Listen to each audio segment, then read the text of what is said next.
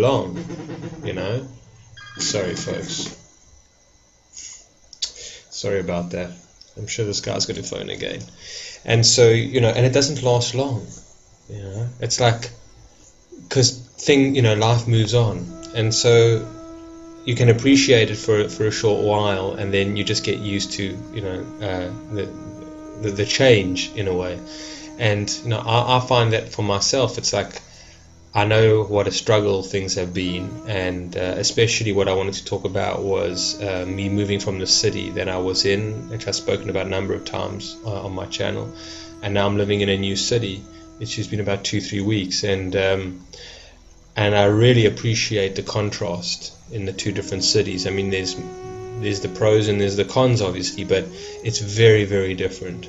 It's like, dimensionally different in a way. I mean, it's just unbelievable, and it's more suiting to my personality, to who I am, I would say. It's more humane.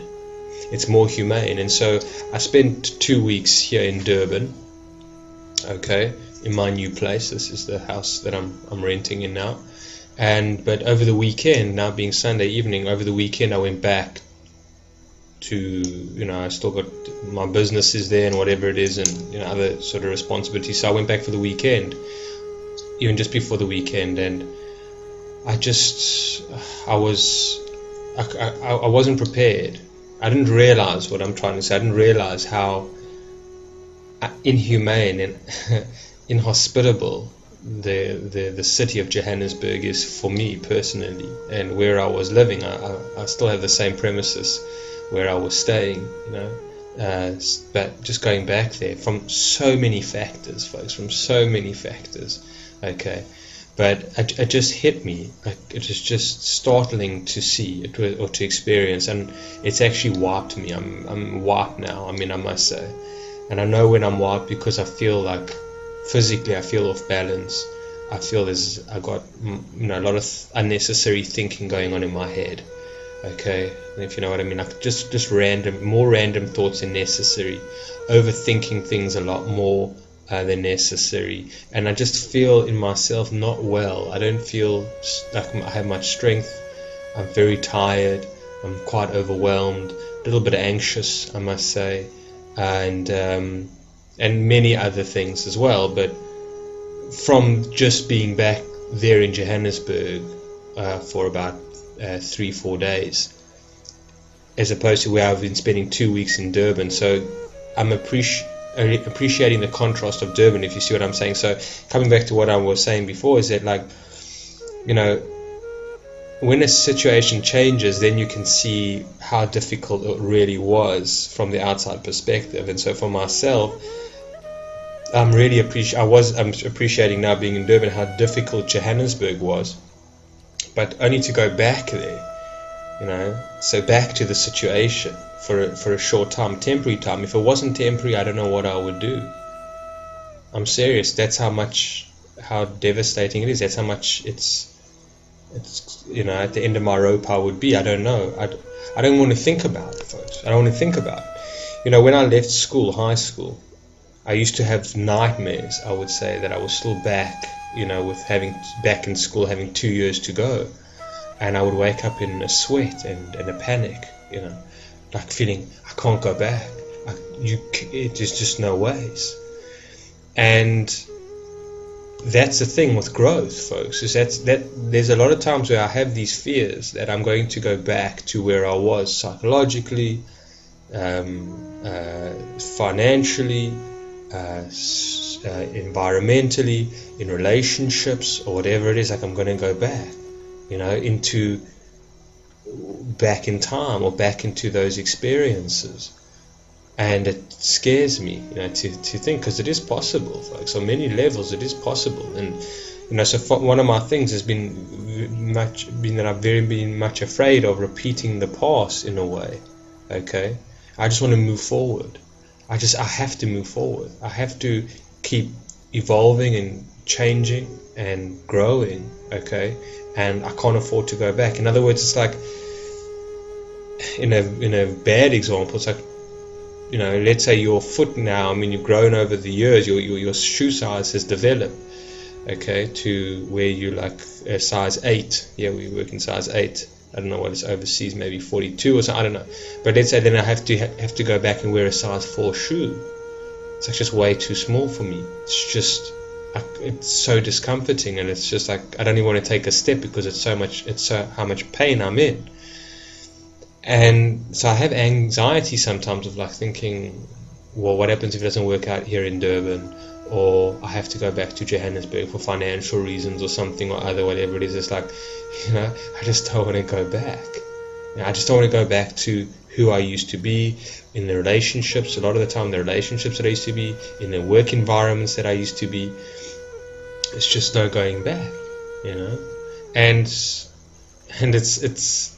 it's only moving forward, and so thank goodness for that. And really, I think it's part of our destiny that unfolds of where we're supposed to go, where we need to be going, okay? Because I hope that that's a promise almost, as long as you're growing, that your situation, it's never going to be that the storm is over, okay? It's never going to be that. I mean, that's what I used to think when I moved into the country back in 2011, and I moved out of Johannesburg into the country on a sustainable farm, and I thought I'd be with like-minded individuals, and we'd have a conscious or community, eating organic foods, living off the land, kumbaya type of style. And I had found my Eden in a way, and I can ride out the storm of the end of the world in a way here with these good like-minded individuals, but it was a farce, and there's just no ways it didn't work out. So the storm is never really over. What I'm saying is that we outgrow, and things become, it's like the womb, it's so pleasant for a while, or it's okay for a while, and then eventually we outgrow. I'm saying in most circumstances in life, even relationships, even thought patterns, even habits, even places, whatever it may be. We're always changing, always evolving, okay? And so, but the thing is that I know for myself, like I get bored easily. And I want more. I want more challenges. I want more inspiration. And maybe now for myself in a few years' time. I don't think the world's going to last that long. But like even in a few years' time, I feel maybe Durban's it's too city for me. I need to get out of it. And then it's going to be like I need to get out of this planet. How many of us actually think that way? I've outgrown this planet. I've outgrown the people in my life. I've outgrown the system. There's no place for me here. I feel like a foreigner in a foreign land. I don't recognize the people anymore. I don't recognize the environment anymore. It's not hospitable. It's aggressive. It's self-consuming. Whatever it is, and you feel like you outgrown the planet. And for many of us, we feel that way. We feel that it's just so uncomfortable, and so who knows what's going to happen in the future? Who knows? Because I think that I'd like to think, and it's proven so in my life, there's always been a promise. There's always been a promise of change, and change for the better. Not ultimately everything's for the better. It comes with its pros and its cons still. But it provides you with more freedom, provides you with more sanity, provides you with more stability, provides you with more support, okay, more opportunity as well in different ways, for different experiences, different chapters, in a sense. And so that's what I think is evolving and moving forward, and it's part of our destiny. I feel that we're being pulled, but again, that the doors will open when they need to open, and the other doors will close where they need to close. Okay, and sometimes you can't even force that door from opening. Then you want to. Like I know for myself, I wanted to move out of Johannesburg now for good 5 years. Before I came back from the farm, even more. I came back in 2013, so it was about 5 years, 6 years. Been wanting to move out. Okay, 5 years, but I needed to wait for the opportunity. Like I put my best foot forward. I tried to do what I could financially, prepare myself, and get all my ducks in a row, but I had to wait for the door to open for me, so I tried to do my part, and it did, and then the universe does its part. And that's part of destiny. It's like, it won't open that door for you until you are ready, and that can be devastating at times, and despairing at times, and suffocating at times, because it's like, I need this now, I can't go forward. And it's like, what are you going to do? You have to. Some things are just not in our time and not in our hands. Okay, it's just some things are not that way. It's like the lessons maybe haven't been learned yet. That from the one grade or the one standard or the one belt, like in karate or something like that. Like you haven't yet qualified until the next level. And the universe is watching, and when you are qualified, it says, bam, bring synchronicity into your life, and magic happens, And so you find a way out.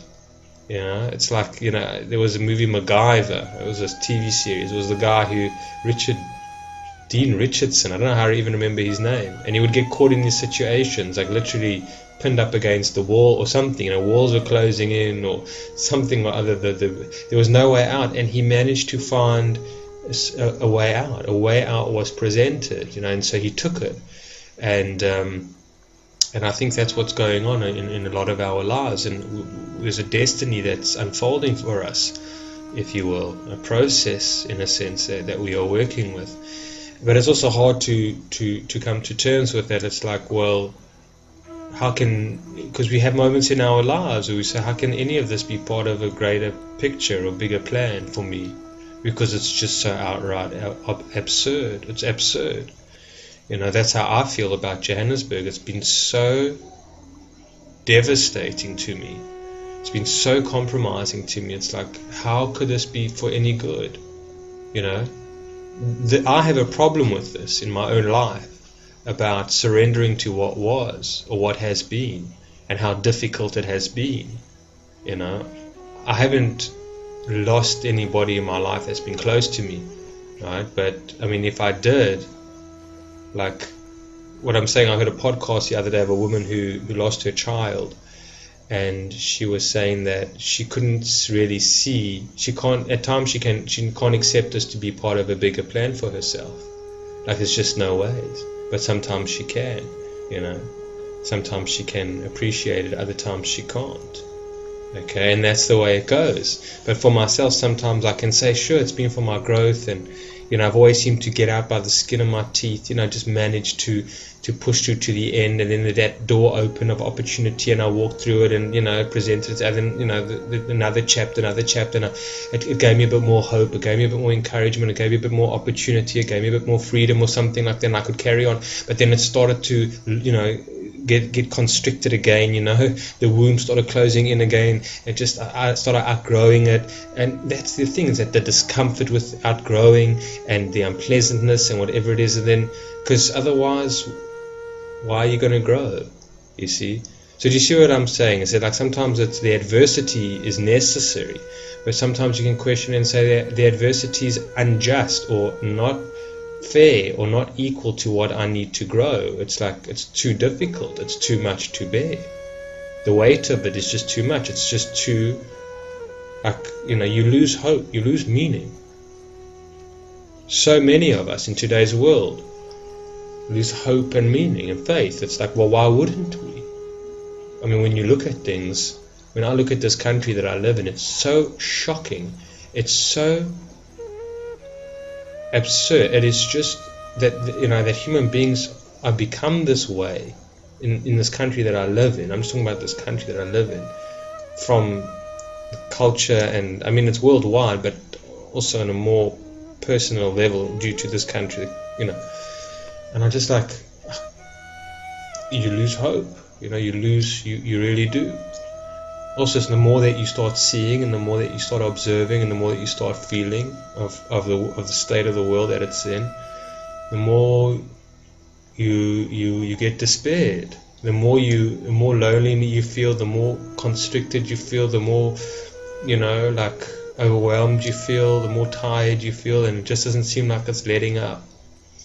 And those moments of where it's just like you got to push through, but it's just, so for many, and myself at times, for myself and many others, it's like, how do we walk into the future with our heads held high, with a positive beat, So how do we do it?